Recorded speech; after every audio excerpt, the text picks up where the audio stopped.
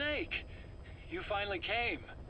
Just don't record this, okay? I'm not recording anything. What's this about? What I'm about to say stays between you and me. It's about the weapon to surpass Metal Gear.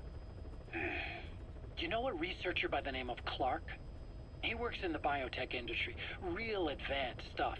His area is bioengineering, but lately he's also gotten into genetic research.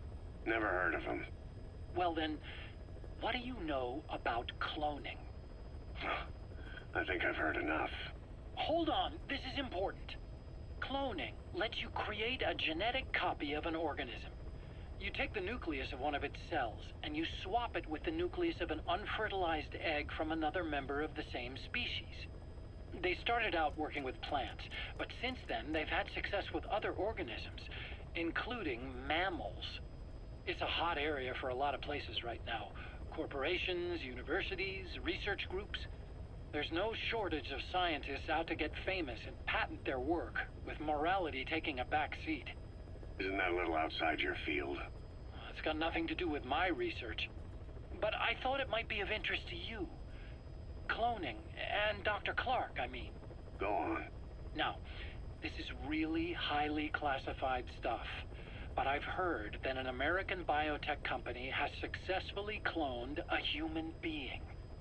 What's more, it happened over 10 years ago, and the researcher behind it was Dr. Clark. You've really never heard of him?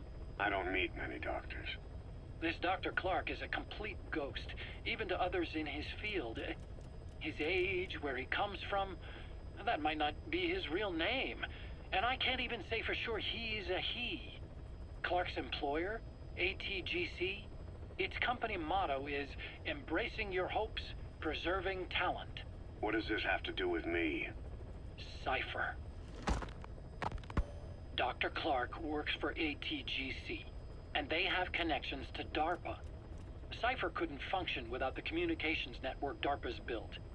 Meaning, Cypher has to be a part of the Pentagon. Or at least, the two are joined at the hip. DARPA is a driving force behind human cloning. It's a pretty high priority project for them. And this Dr. Clark, some say he's a pivotal player in Cypher. But that's not all. Every cell nucleus in an organism contains the genetic information for that organism. Think of it as a blueprint for life. Clark appears to be working on how to decode this information and rearrange it at will. If you could do that, it would mean being able to custom design human beings for specific purposes. Can you believe that? Suppose for a moment that this is all fact. A man of your talents, if your genetic information died with you, that would be a terrible loss for mankind. But what if mankind could preserve you for future generations by cloning you? All right, enough.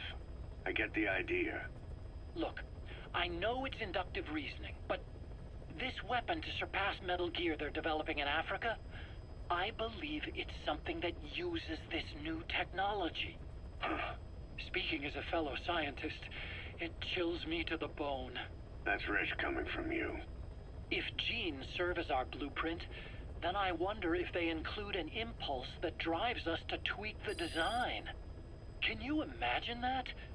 Genes, encoded with information that wants its children to decode it. Is life itself putting the direction of our next evolution in the hands of scientists? I guess it would take some real arrogance to believe that. And yet, it could be what Cypher's after. I think you're barking up the wrong tree.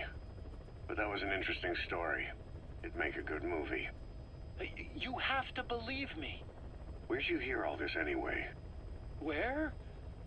I just overheard it in bits and pieces while I was forced to do that research for them. Right. Wait a minute. Look, I want to help you. I want to be of service here. I'm risking my life with this. Is that so? Maybe it's time we brought someone else into the conversation. No, not him. Not Ocelot. You can't do this.